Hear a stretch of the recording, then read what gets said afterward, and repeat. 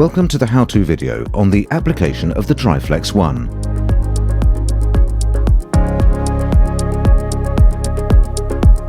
Please consider the safety information when using our products.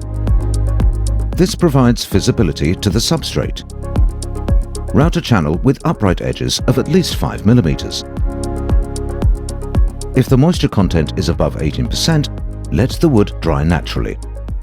Apply the brick tape to protect surrounding areas. Shake the bottles briefly and use the indication marks on the back of the bottles for accurate dosing.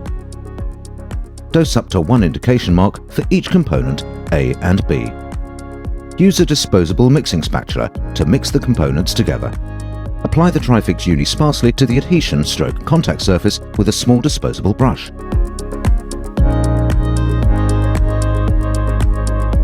After 20 minutes, pat the repair dry.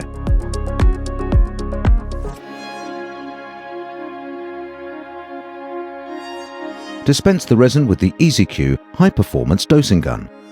Mix the Triflex to an even color and then spread the resin as flat as possible on the mixing plate.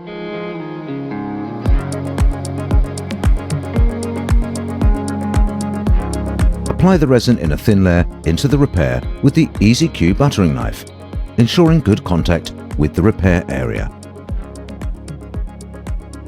Fill with small amounts from back to front to avoid air pockets. Make sure you build up the repair with enough Triflex to then be able to shape the repair. Place the modeling knife perpendicular to the paste and always turn in to the repair.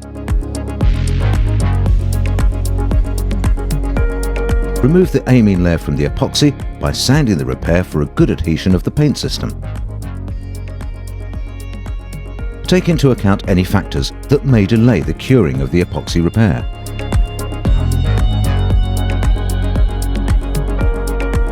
Good luck with your repair.